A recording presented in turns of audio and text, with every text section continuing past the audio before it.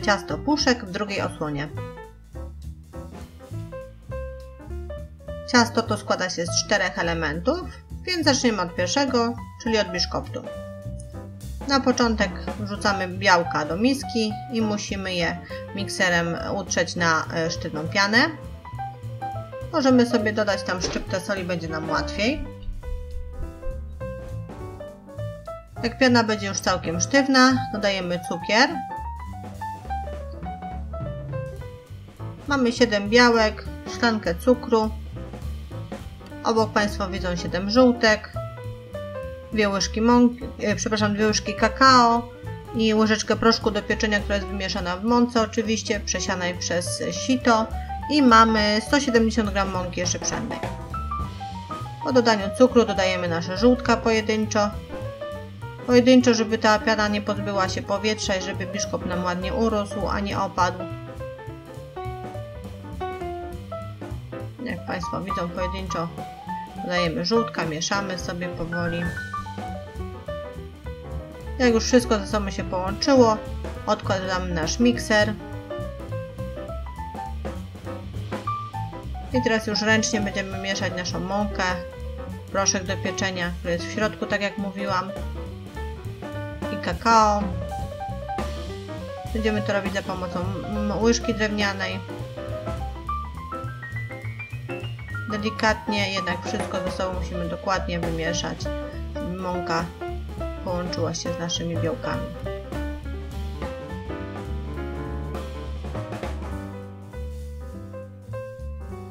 Tak przygotowaną masę na biszkopt wylewamy do foremki, którą wyłożyliśmy dno papierem do pieczenia.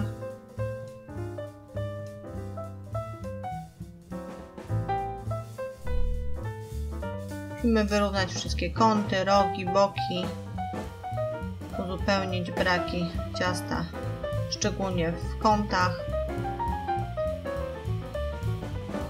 Żeby ciasto nam się dokładnie w foremce rozłożyło, to możemy potrząść tą foremką na boki, to ciasto się równomiernie rozłoży, a następnie parę razy walnąć o stół, blat, żeby wyszło powietrze, którego nie chcemy. Pieczemy 20 minut w 160-170 stopniach Celsjusza. Tuż przed końcem sprawdzamy patyczkiem, czy ciasto nam się upiekło. Jeżeli tak, to biszkopt wyłączamy i zostawiamy 15 minut w wyłączonym, ale zamkniętym piekarniku. Po tym czasie wyjmujemy z piekarnika, boki nożem oddzielamy od foremki, wyjmujemy z foremki, odrywamy nasz papier do pieczenia, delikatnie, proszę Państwa, żeby nam nie odszedł połowa biszkoptu. Odwracamy, a po wystudzeniu, tak jak Państwo widzą, musimy tą taką skórkę wierzchnią zerwać, ponieważ w innym wypadku po prostu ciasto oderwałoby nam się w połowie od biszkoptu i rozpadłoby się na części. A teraz takim sprytnym urządzonkiem, lub jak Państwo wolą nożem, jeżeli umieją, przecinamy nasz biszkopt na pół, na 2 części. I tak jest przygotowana baza naszego ciasta. Drugim elementem jest wkładka kokosowa, czyli 5 białek ucieramy na sztywną pianę. Po ubiciu dodajemy szklankę cukru. Obok Państwo widzą około 200 g wiórków kokosowych, 1 łyżkę mąki ziemniaczanej i 1 łyżeczkę proszku do pieczenia. Po ubiciu piany z cukrem odkładamy mikser łyżką drewnianą, żeby znowu to powietrze nam nie uszło z tej piany. Będziemy łyżką teraz mieszać i powoli dodawać te sypkie elementy i ze sobą wszystko dokładnie łączyć.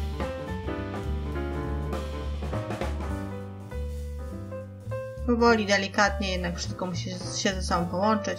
I znowu ta sama foremka, tylko już umyta, z wyłożonym dokładnie papierem do pieczenia. Wylewamy tą bezę kokosową, wkładkę kokosową właściwie, do foremki.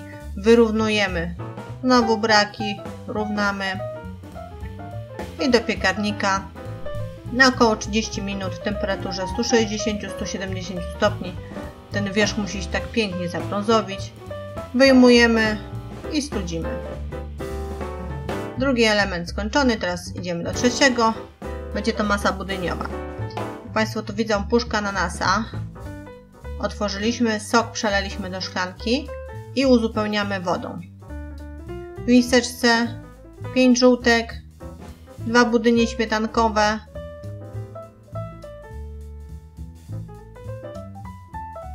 nasz sok z ananasa połączony z wodą oraz mąka pszenna. Wszystko ze sobą dobrze łączymy i powstaje nam taka ciecz, którą będziemy dolewać do mleka. Jedną szklankę mleka już gotujemy na gazie, tak jak tu Państwo widzą, zaczęło wszystko się ze sobą gotować. I łączymy naszą masę z mlekiem. To nam zacznie zaraz gęstnieć, więc musimy cały czas mieszać, żeby się nie przypaliło. I proszę pamiętać, żeby ten budyń, bo to tworzy się też w tym momencie budyń, żeby on się dobrze ugotował.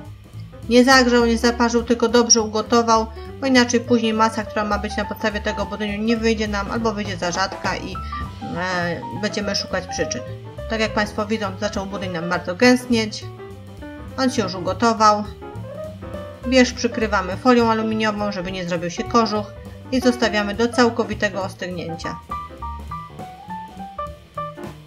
A nasz ananas pokroiliśmy w kostkę, daliśmy na sito i całkowicie go odsączamy. Tak sobie mieszamy od czasu do czasu, żeby te soki spłynęły. Jak nam budyń już wystygł, to do miski dajemy 250 g masła lub margaryny i ucieramy na puszystą masę.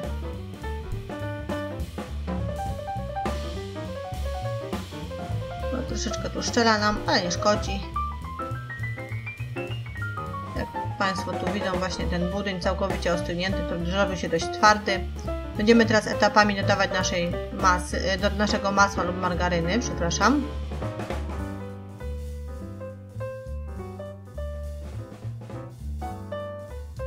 To trochę dodajemy, mieszamy.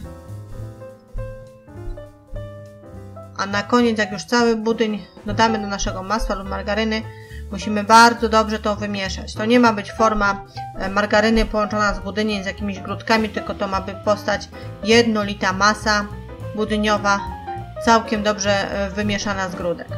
Jak nam to się już uda, to na koniec do naszej masy budyniowej dodajemy nasz ananas i łyżką drewnianą wszystko ze sobą łączymy.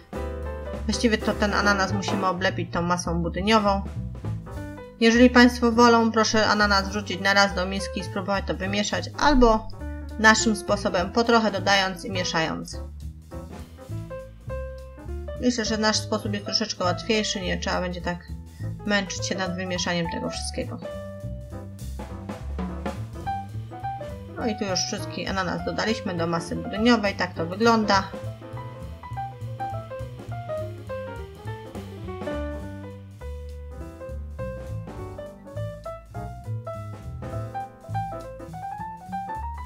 I taką masę budyniową musimy podzielić sobie na dwie części, mniej więcej równej wielkości. 3 podstawowe elementy ciasta zrobione, więc zaczynamy je składać. Na dół kładziemy upieczoną jedną część biszkopta, nasączamy. Jest to woda połączona z cukrem. Na szklankę wody dodajemy 1 łyżkę cukru. Staramy się nasączyć dosyć dobrze to ciasto, ale nie za dużo, nie przesadzajmy. Wykładamy pierwszą część naszej masy budyniowej na nasz biszkopt.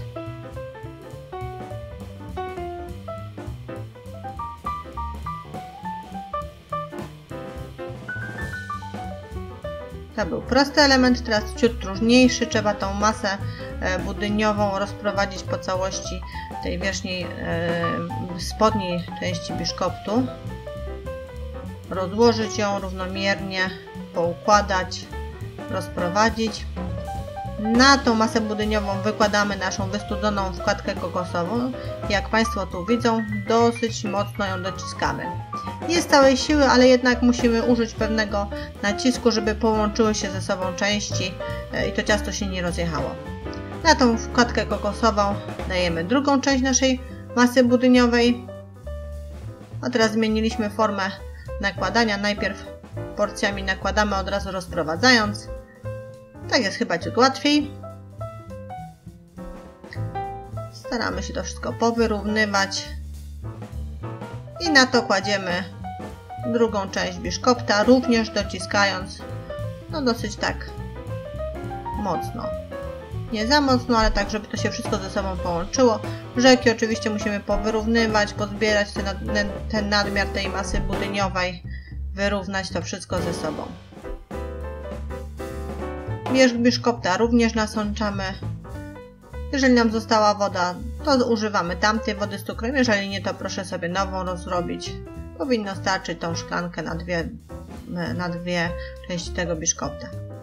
Odkładamy nasze przygotowane ciasto na chwilę. Zajmiemy się teraz wierzchem, czyli polewą. Nasze rodzynki, jest około 200 g rodzynek, zalewamy gorącą wodą i zostawiamy na 10 minut. W międzyczasie w kąpieli wodnej rozrabiamy naszą czekoladę, 2 tabliczki czekolady z 6 łyżkami mleka. Dlaczego 6? No chodzi nam o konsystencję, także muszą Państwo sprawdzić, bo to też zależy od czekolady. Ta konsystencja tej polewy powinna mieć mniej więcej tak, jak tu Państwo na filmie widzą. Lejąca, taka plastyczna. Do niej dodajemy nasze rodzynki, które wcześniej odsączyliśmy z wody i tą naszą czekoladę z mlekiem łączymy z rodzynkami. Pięknie to wygląda, takie szkliste rodzynki. I wykładamy te nasze rodzynki dosyć szybciutko na nasze ciasto, żeby nam ta czekolada szybko nie zastygła. Wykładamy, równomiernie rozprowadzamy. Ubijamy, wyrównujemy i wkładamy do lodówki do zastygnięcia. Życzę smacznego i zapraszam na kolejne przepisy i porady na Magia Kuchni. Dziękując za uwagę.